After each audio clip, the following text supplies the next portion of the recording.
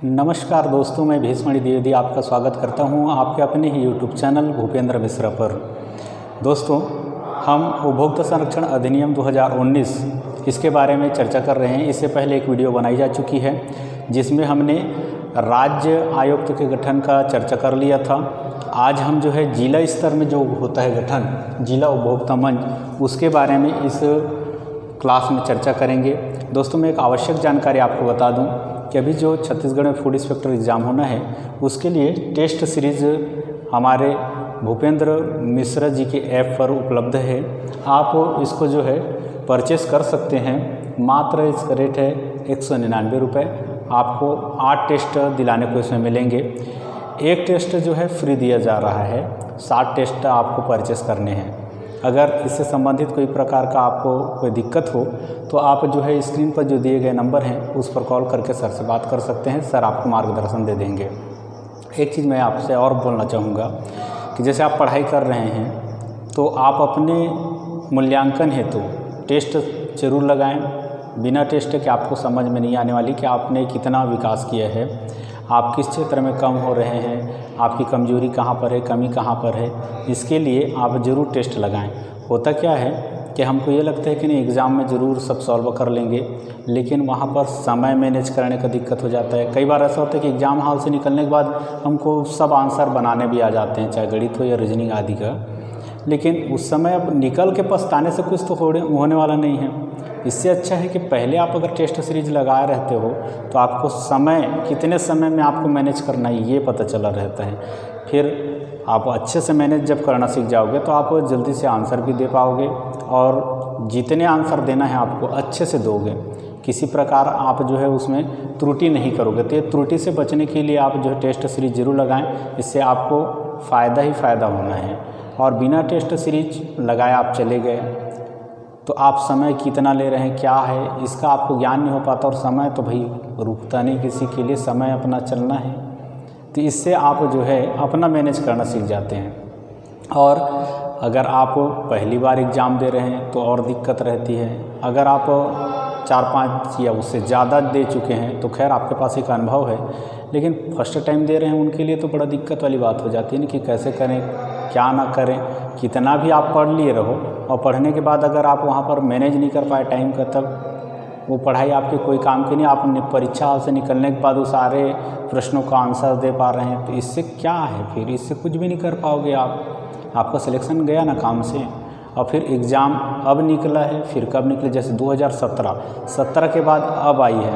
तो इससे पहले अगर हो सकता है कोई तैयारी कर रहा हो और उसका एज लिमिट ख़त्म, तब तो ये सब समस्याएं आने वाले समय में सबके साथ घटित हो जाता है। इसलिए आप जो है फर्स्ट चांस में ही पार कर लो। इसका आपको ये करना चाहिए, ध्यान लगा करना चाहिए कि आप पहले ही राउंड में जो है पार कर लें, आप उद्देश्य प्राप्त कर लें। वो बाद का फिर इसके बाद उसके बाद ऐसा वाला नहीं। तो दोस्तों, आप टेस्ट सीरीज ज़रूर लगाएं, अपना आकलन करें और आकलन करके अपना जो मार्ग है उसको सुनिश्चित करते जाएं। आपको कितना तैयारी करना है, कहाँ किस भाग में तैयारी करनी है, ये आपको पता चलेगा। चलिए अब हम सीधे अपने कोर्स की ओर चलें। आज पढ़ेंगे हम लोग जिला उपभोक्ता मंच, इसका गठन कैसे होता है। कार्य क्षेत्र देखें तो संबंधित जिला में हो गई है। इनका कार्य क्षेत्र कहाँ, संबंधित जिला। नाम से स्पष्ट है जिला उपभोक्ता मंच, तो जिला में ही होना है। अध्यक्ष इसका कौन रहेगा भाई, तो वर्तमान या सेवानिवृत्त जिला या सेशन जज या जिला जज बनने हेतु योग्य जो व्यक्ति होगा उसी को क्या बनाया जाएगा, अध्यक्ष। अब देखते हैं सदस्य। तो सदस्य 2 सदस्य जिनमें एक महिला होगी, 2 सदस्य जिनमें एक महिला होगी। नियुक्ति देखें तो राज्य सरकार द्वारा नियुक्त समिति द्वारा, जिसका अध्यक्ष राज्य उपभोक्ता आयोग का अध्यक्ष होगा। तो राज्य सरकार द्वारा एक नियुक्त समिति होगी और जिसका अध्यक्ष कौन होगा, राज्य उपभोक्ता आयोग का अध्यक्ष। इनके माध्यम से क्या की जाएगी, नियुक्ति की जाएगी। अब देखें कार्यकाल। तो कार्यकाल है 5 वर्ष या 65 वर्ष की आयु तक जो पहले हो। 5 वर्ष या 65 वर्ष की आयु तक जो पहले हो, ये आपको ध्यान रखना है। अब देखते हैं अधिकारिता के बारे में, ये कितने तक की सुनवाई करने का इनको अधिकार बनता है। तो जो जिला उपभोक्ता मंच है 1 करोड़ तक के मामले की सुनवाई कर सकती है। कितने रुपए तक के? 1 करोड़ रुपए तक के। पूर्व में 20 लाख तक के सुनने का अधिकार था। अभी वर्तमान में ये जो संशोधन हुआ उसमें कितना कर दिया गया? 1 करोड़ तक के मामले सुनने का अधिकार है। अब देखिए, अगर कोई शिकायत करता है तो इसके लिए क्या होता है, देखिए कि शिकायतकर्ता की अनुमति ये जो है देने वाली संस्था है जिला उपभोक्ता मंच। अगर आप उपभोक्ता हैं और आपने शिकायत किया कहाँ पर? जिला उपभोक्ता मंच में, तो इसके बारे में आपको यहाँ पर देखना है। जिला उपभोक्ता मंच पर शिकायत की अनुमति दे सकता है आपने, अगर किसी जो कंपनी है या वस्तु का विक्रेता है जिनके ऊपर आप क्लेम करना चाहते हैं, आपने शिकायत दर्ज किया तो उसकी अनुमति दे सकता है और निरस्त भी कर सकता है। दोनों काम इसके द्वारा किया जा सकता है कि अनुमति दे भी सके और ना भी दे। तो शिकायत की अनुमति दे सकता है और निरस्त भी कर सकता है। जब आप वहाँ पर शिकायत दर्ज करेंगे तो लाजमी को देख करके फिर 21 दिन में इस आशय की सूचना देना अनिवार्य है। आपकी शिकायत मान्य है अमान्य है, ये आपको 21 दिन में जानकारी दे दी जाएगी। अब यहाँ पर देखें कि आपने शिकायत तो कर दिया, लेकिन आपके विरोधी भी तो होंगे ना। तो विरोधी पक्ष के लिए क्या है? तो विरोधी पक्ष को 30 दिन में अपना पक्ष रखना होगा। जिसके खिलाफ आपने शिकायत दर्ज किया है तो उसको कितने दिन में अपना पक्ष रखना होगा? 30 दिन के भीतर। वो भी तो अपना पक्ष रखेगा। आप जैसे बोल दें इसका सामान खराब है ऐसा, या कोई भी कमी निकाल करके आपने शिकायत दर्ज की है, तो सामने वाला को भी तो अपना पक्ष रखने का मौका दिया जाएगा ना। तो जो विरोधी पक्ष है उसको 30 दिन में अपना पक्ष रखना होगा। अच्छा, अगर कोई प्रयोगशाला जांच संबंधी हो तो इसमें क्या है? तो यह अवधि 45 दिन का होगा। जैसे खाद्य पदार्थ है या तो प्रयोगशाला में सिद्ध होने के बाद ही आप मने वो होगा आगे की प्रक्रिया। तो ऐसे दशा में अगर हो प्रयोगशाला जांच संबंध में तो क्या होगी? यह अवधि 45 दिन की। सामान्य अवस्था में देख रहे हैं कि 30 दिन, अगर प्रयोगशाला जांच संबंधी है तब 45 दिन, और सेवा के संबंध में भी यह अवधि जो है 45 दिन की होगी। ये आपको ध्यान में रखना है जिला उपभोक्ता मंच के बारे में, ठीक है। तो हम लोग ने उसका जो है अधिकार क्षेत्र के बारे में देख लिया। अब देखते हैं जिला उपभोक्ता मंच के अगर खिलाफ वो लोग संतुष्ट नहीं हो पाए, चाहे वादी हो या प्रतिवादी हो, उनको संतुष्टि नहीं मिली उनके फैसले से, तो क्या करेंगे? अपने से ऊपर वाला न्याय जो है, इससे ऊपर कौन है? राज्य उपभोक्ता विवाद निवारण आयोग, वहाँ पर अपील कर सकते हैं। तो अपील करने का तिथि कितना है? 30 दिन के भीतर अपील किया जा सकता है। किसके खिलाफ? जिला उपभोक्ता मंच के खिलाफ। जो भी निर्णय हुआ इनको नहीं जमा तो इन लोग कहाँ अपील कर सकेंगे? राज्य उपभोक्ता विवाद निवारण आयोग में कर सकेंगे। कितने दिन के भीतर कर सकेंगे? तो 30 दिन के भीतर कर सकेंगे। अच्छा, ये अगर वहाँ पर इनके खिलाफ में अगर करते हैं तब स्थिति में क्या होगी? यहाँ भी कंडीशन बनती है कि जिला उपभोक्ता मंच के खिलाफ अगर राज्य उपभोक्ता विवाद निवारण आयोग में जाना चाहे वादी जाए चाहे प्रतिवादी जाए, तो उसे जुर्माने का 50% या 25,000 रुपये जो भी कम हो निचले न्यायालय में जमा करानी होगी। इसके बाद और उसके अनुमति से ही ऊपर वाला जो आपका राज्य आयोग है वहाँ पर क्या कर सकती है? ये दायर कर सकते हैं, यहाँ पर अपील कर सकते हैं, है ना। तो अपील करने की तिथि आप इसमें जाने 30 दिन। फिर जो जुर्माना लगा है 50% या 25,000 रुपये जो भी कम हो निचले न्यायालय में क्या करना पड़ेगा? जमा करानी होगी अगर वहाँ पर अपील करना है तो, ये शर्त है, ठीक है। अब इतने बातों को मोटे मोटे रूप में हम थोड़ा सा देख लें। जो पुराना राष्ट्रीय आयोग, राज्य आयोग और जिला उपभोक्ता मंच यहाँ तक हम पढ़े, ये जब 2019 में संशोधन हुए तो क्या बदलाव आए हैं उनका एक समीक्षात्मक अध्ययन कर लेते हैं। राष्ट्रीय आयोग, इसमें सदस्य संख्या के बारे में देखें तो ये बदलाव नहीं है। 1 अध्यक्ष और 4 सदस्य, थोड़े थोड़े जानकारी रख लो। राज्य आयोग में 1 अध्यक्ष 3 सदस्य, जिला उपभोक्ता मंच में 1 अध्यक्ष और 2 सदस्य। इनको याद करने के लिए आप आराम से ऐसे याद कर सकते हैं कि ये राष्ट्रीय वाला है, केंद्र लेवल वाला है तो इसमें 4 जने हैं, राज्य वाला है तो 3 हैं और जिला वाला है तो 2 हैं। जिला में वैसे भी जी और ला मिला के जिला तो 2 सदस्य होंगे, एक तो अध्यक्ष तो होना ही है तो 2 सदस्य होंगे। जिला ऐसे आपको याद हो जाएगा। राज्य में राज्य या ऐसे लिख लेना 3 और ऊपर आपको तो राष्ट्रीय में पता चल ही जाएगा कि 4 हैं। तो ये सदस्यों की संख्या और इनके एक एक अध्यक्ष होंगे। पहले और अब अर्थात 2019 वाला देखें। पहले जो है राष्ट्रीय जो आयोग थी उसको 1 करोड़ तक के मामला सुनने का अधिकारिता था। अब उसे बढ़ाकर कितना कर दिया गया, 10 करोड़ से ऊपर वाला जो मामला है उनको सुनने का अधिकार है। और उसके बाद यहाँ पर देखें कि जो राज्य आयोग है उसमें 1 करोड़ तक के पहले सुनती थी, अब 1 करोड़ से आगे बढ़ाकर 10 करोड़ तक के सुनने का अधिकार है। पहले 1 करोड़ तक सीमित थी, अब 1 करोड़ से 10 करोड़ तक सुन सकती है। अगर यहाँ पर आ जाओ जिला उपभोक्ता फोरम में, तो जिला उपभोक्ता जो मंच है वो पहले 20,000 तक के मात्र, कितना तक, 20,000 तक के सुनने का अधिकार था। अब कितना हो गया वो 1 करोड़ रुपए तक। तो ये वृद्धि हुई है। इन्हीं को कथन बनाया जा सकता है और कथन अगर बना दे तो आपको ध्यान रखना है राष्ट्रीय स्तर वाला है तो ये 1 करोड़ से बढ़ा करके 10 करोड़ से ऊपर सुनने का अधिकार हो गया।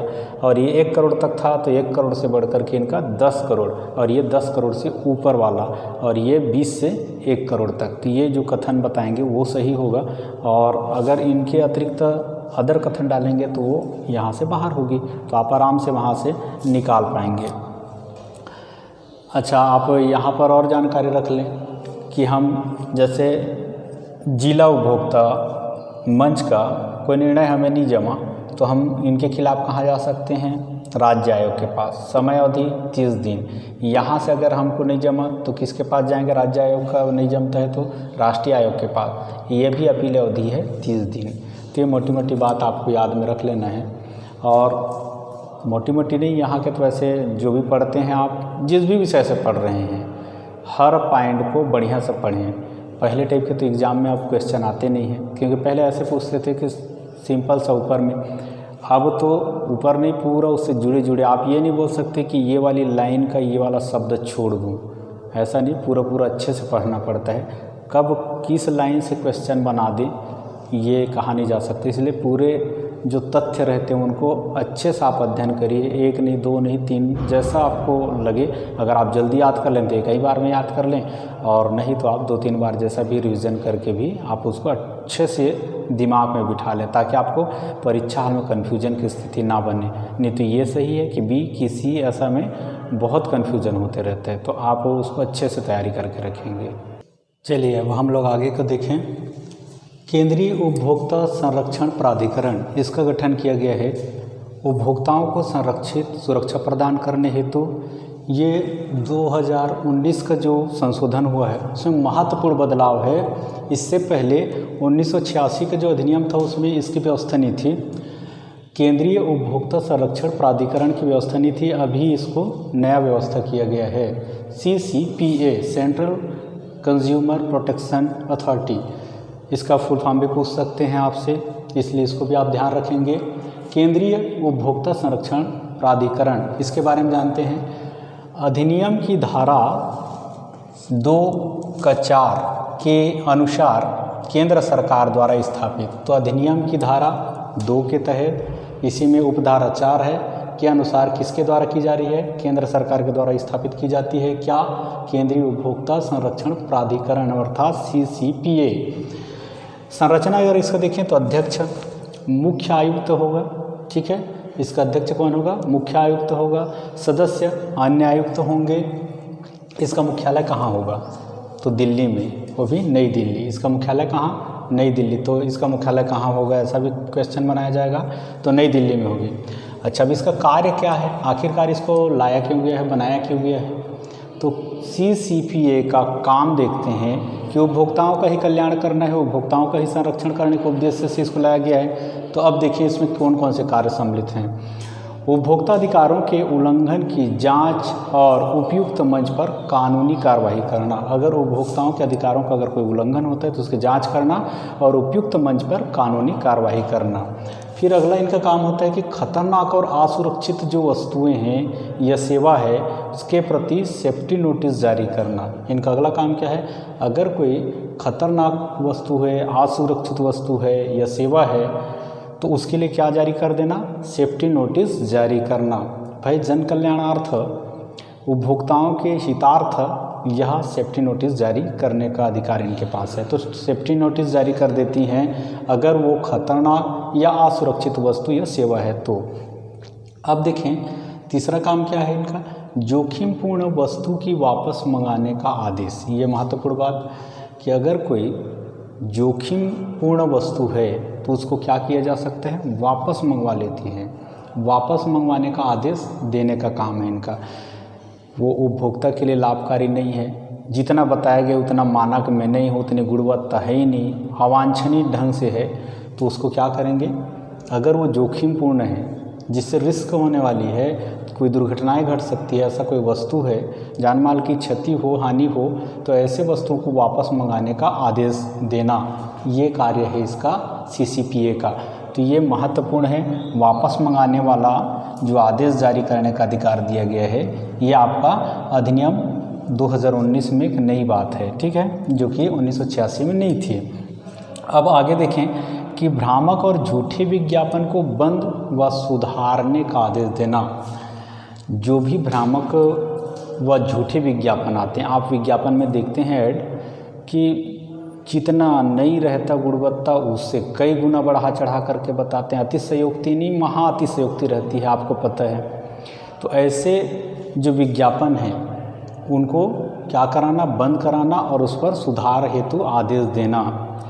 इससे क्या है, जो विज्ञापन है उनको देख करके जनमानस जो उपभोक्ता है वो उसको खरीदते हैं, उनके लिए लाभकारी कभी कभी होता ही नहीं। ऊंची दुकान फीकी पकवान जैसा दिखाया जाता है सामान, उसमें उतनी गुणवत्ता होती नहीं है। ज़रूरी थोड़ी कि उसको लाभ किया तो इसको भी लाभ कर ले। अलग अलग आदमी अलग अलग ढंग से उनका शरीर का स्वीकार करने की क्षमता भी होती है, ये भी ज़रूरी नहीं रहता। अच्छा, और जानबूझ करके उत्पादन ज़्यादा से ज़्यादा मात्रा में जो है बिके सामान, इसलिए इतना बढ़ा चढ़ा करके बताया जाता है कि जितनी उसमें क्वालिटी होती ही नहीं है। और उपभोक्ता अर्थात हम लोग भी उसको देख करके इतना मोहित हो जाते हैं और इतना उसमें आकर्षित हो जाते हैं कि उसको खरीदने के लिए आतुर हो जाते हैं, भले वो गुणहीन हो। पुराने ज़माने में नानी दादी लोग जो बताते थे उसमें भले ही गुण है, पर वो वाले काम हम अपन नहीं करेंगे, चाहे वो सुंदरता के लिए कोई उत्पाद हो या अन्य कार्यों के लिए। पर जो भ्रामक वाले आते हैं ना, उसको देख करके तो मत पूछो। गांव स्तर तक के अब जो पढ़े लिखे नहीं हैं उन लोग भी देख करके टीवी में, हाँ इसको मंगाना है, नाम पहले से बता देते हैं कि इस वाला कंपनी को ले आना, ये वाला शैम्पू होना चाहिए, ये वाला साबुन होना चाहिए। तो ऐसा सब चलता है। तो उसको रोकने हेतु यहाँ पर क्या है, आदेशित करने का प्रावधान है। तो भ्रामक व झूठे विज्ञापन को भी बंद व सुधारने का आदेश है। आगे इसी में बताया गया है कि डायरेक्टर जनरल के द्वारा इन्वेस्टिगेशन ऑफिस की स्थापना की जाएगी। किसके द्वारा, डायरेक्टर जनरल के द्वारा। कौन से ऑफिस, तो इन्वेस्टिगेशन ऑफिस की स्थापना। अब यहाँ तक की बात हो गई उपभोक्ता कल्याण के लिए ये सब आदेश जारी करने वाली बात, रोकने वाली बात। क्या इसमें कोई जुर्माना भी है, तो हाँ जुर्माना भी है। अगर भ्रामक विज्ञापन हेतु क्या जुर्माना है ये देखते हैं। तो भ्रामक विज्ञापन हेतु रोक लगाने के लिए 10 लाख का जुर्माना लगाया जा सकता है। अगर उसने विज्ञापन दिया और उसमें उतने तथ्य नहीं पाए गए, उतनी गुणवत्ता नहीं है, तो उस पर कितना जुर्माना लग सकता है, 10 लाख का जुर्माना और 2 साल का कैद की सज़ा हो सकती है। अगर एक बार जैसे उनको जुर्माना ले लिया गया है ना, ये सजाएं हो गई, उसके बाद भी वो नहीं मानता है और फिर वही हरकत, तब एक से अधिक बार अपराध पर उसे 50 लाख या 5 साल का कैद हो सकता है। 50 लाख और 5 साल तक के कैद, ठीक है। तो ये इसका देखो जुर्माना का राशि बढ़ गया, 50 लाख हो गया और जो कैद की वो है वो भी 5 साल हो गई। अगर प्रचार या प्रचारक को 1 साल के लिए प्रतिबंधित भी किया जा सकता है। इसमें कितने साल के लिए? 1 साल के लिए, 1 से अधिक बार ऐसा अपराध करने पर। लेकिन बार बार अगर अपराध करने पर तो 3 साल के लिए प्रतिबंधित कर दिया जाएगा।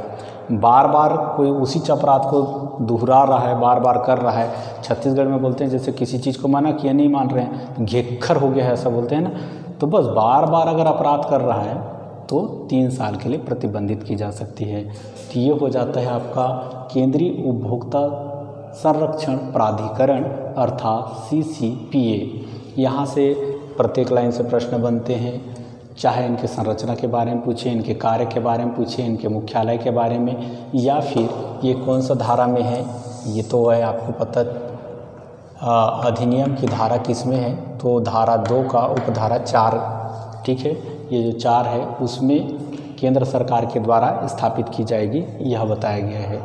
तो दोस्तों ये सारी बातों को आप जो है अपने नोट्स में आप नोटिस करके रखें या फिर आप अपने दिमाग में रखें, जैसा भी हो आपके सारे बातों को, मैंने जितनी भी पॉइंट हैं उन सब तथ्यों का अध्ययन गहनता से करना है ताकि परीक्षा हाल में बिल्कुल कोई कन्फ्यूज़न ना हो। चलिए और कुछ महत्वपूर्ण बात मैं बता दूं। जागो ग्राहक जागो, ये 11वीं पंचवर्षीय योजना के दौरान ये चला था। जागो ग्राहक जागो का नारा दिया गया था। पूछा जाता है 11वीं किस पंचवर्षीय योजना के तहत था? तो 11वीं पंचवर्षीय योजना। भारत में उपभोक्ता संरक्षण व्यवस्था है तो त्रिस्तरीय है। कितने स्तर की है? त्रिस्तरीय, 2 स्तरीय, चतुर्थ स्तरीय, ऐसा ऑप्शन रहेगा, तो त्रिस्तरीय है। राष्ट्रीय आयोग के अध्यक्ष की नियुक्ति उच्चतम न्यायालय के मुख्य न्यायाधीश किसकी परामर्श से करता है? भाई राष्ट्रीय वाला है तो स्वाभाविक सी बात है केंद्र सरकार। ऑप्शन रहेंगे केंद्र सरकार, फिर B रहेगा, राज्य सरकार C रहेगा, दोनों ऐसा करके, फिर D इनमें से कोई नहीं, या अन्य कोई और ऑप्शन डाल सकते हैं, जैसा भी उनकी मर्जी हो। लेकिन आपको ध्यान में रखना है कि केंद्र सरकार के परामर्श से की जाती है, ठीक है। ई-कॉमर्स प्लेटफॉर्म को कितने घंटे के भीतर उपभोक्ता को शिकायत प्राप्ति की सूचना देनी होगी? तो ये 48 घंटा। कितने घंटे के अंतर्गत? 48 घंटे के अंतर्गत। ई दाखिल पोर्टल ये क्या है? तो उपभोक्ताओं को अपनी शिकायत ऑनलाइन दर्ज करने में सुविधा हेतु केंद्र सरकार ने इस पोर्टल की स्थापना की है। ये क्या है? ई दाखिल पोर्टल। मतलब आदमी ऑनलाइन भी, जो उपभोक्ता है वो ऑनलाइन दर्ज कर सकता है शिकायत को। किसके द्वारा संचालित है? केंद्र सरकार के द्वारा। ये भी पॉइंट आपको ध्यान में रखना है, केंद्र सरकार द्वारा इसकी स्थापना की गई है। अच्छा, एक है और पिरामिड योजना के प्रचार और धन संकलन योजनाओं में भागीदारी को प्रतिबंधित करता है। ये है आपका उपभोक्ता संरक्षण जो अभी अधिनियम लाया गया, प्रत्यक्ष बिक्री नियम 2021। ये प्रतिबंधित कर देता है पिरामिड योजना के प्रचार और धन संकलन योजनाओं में भागीदारी को क्या करता है? प्रतिबंधित करता है। ये पिरामिड वाला आप जान रहे हैं ना कि सर्कल बनाते हैं, एक ग्राहक जोड़े, फिर दूसरा, फिर तीसरा, फिर चौथा, ऐसा करके एक सर्कल बना लिया जाता है। इस पर भी प्रतिबंधित किया गया है। ये आपका 2019 का जो उपभोक्ता संरक्षण अधिनियम आया तो बहुत सारे अच्छी बातों को लेकर के आया है। अब देखते हैं कि आगे इनका कितना तक के क्रियान्वयन हो पाता है, उपभोक्ताओं को कितना अच्छा हित हो पाएगा। तो दोस्तों आज की वीडियो में यहीं तक। वीडियो देखने के लिए बहुत बहुत धन्यवाद। अच्छा से पढ़िए, अच्छा से रहिए।